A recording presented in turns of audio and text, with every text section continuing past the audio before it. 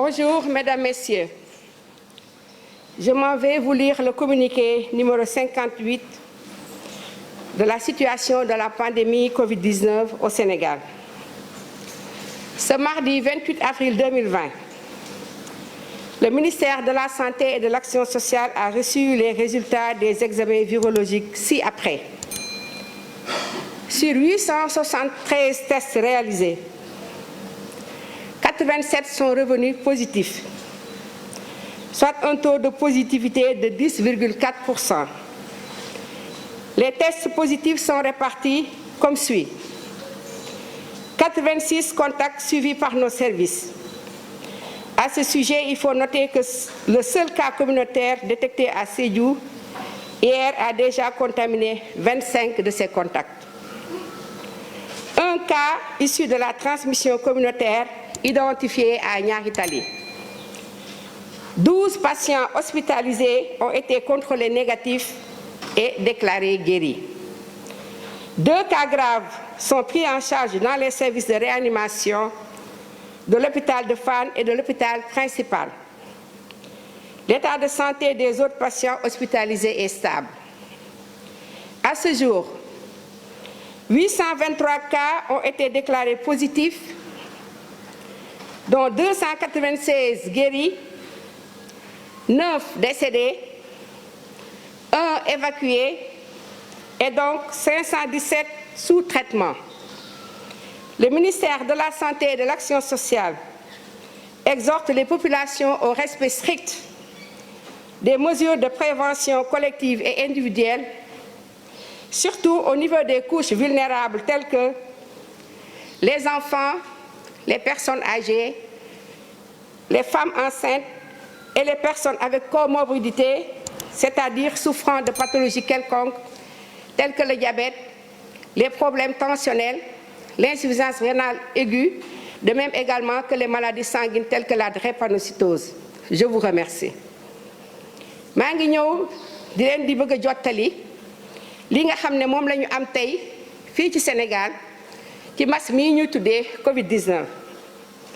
ci talaata tey bii ñaar fukki fan ak juróom-ñett ci weeru avril 2020 ministère de la santé et de l'action sociale jot na résultat yii ma leen di bëgg a jox. ci juróom-ñetti téeméer ak juróom-ñaar fukk ak ñett test yi nga xam ne def nañ ko juróom-ñetti fukk ak juróom-ñaar dellu si nañu am doomu jàngoro ji. ci yooyu mun nañu wax ne juróom-ñetti fukk yi ak juróom-benn moom la ñuy wax contact moom la ñuy saytu di leen topp ci suñu bërëbu liggéeyukaay yi.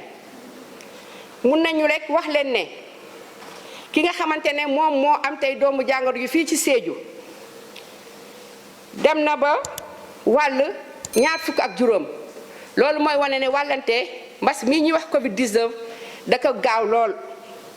am na benn boo xamante ne moom la ñuy wax cas communautaire mooy bi nga xamante ne kenn xamul ku ko wàll te may fàttaliwaat ne moom mooy tax mbas mi di law nu mu gën a gaawee ñu ngi ko gis fii ci Dakar ci bërëb bi ñu naan Niary Tally. ci malade yi nga xamante ñu ngi tëdd ci bërëbu fajukaay yi fukk ak ñaar ci ñoom bi ñu leen saytoo gis nañ ne amatuñu doomu jàngoro ji wër nañu. ñaari cas grave ñu ngi tëdd ci service réanimation yi ci fi ñuy wax hôpital Fann ak hôpital principal. ñeneen ñi nga xamante ne ñoo fa des di malade seen wér-gu-yaram mi ngi am tan.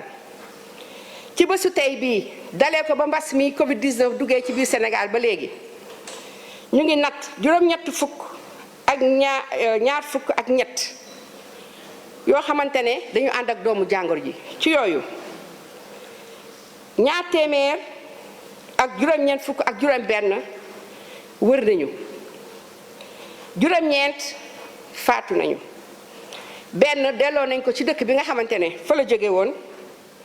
ci li des fii ñu ngi toll ci juróomi téeméer ak fukk ak juróom-ñaar yi nga xamante ne ñu ngi leen di faj. ministère de la santé et de l'action sociale mu ngi doolee di ñaax askan wi ngir ñu gën a farloo dig yi ngeen xamante ne jox leen ko loolu mooy tere mbas mi wal kenn du ko fi yoreeti.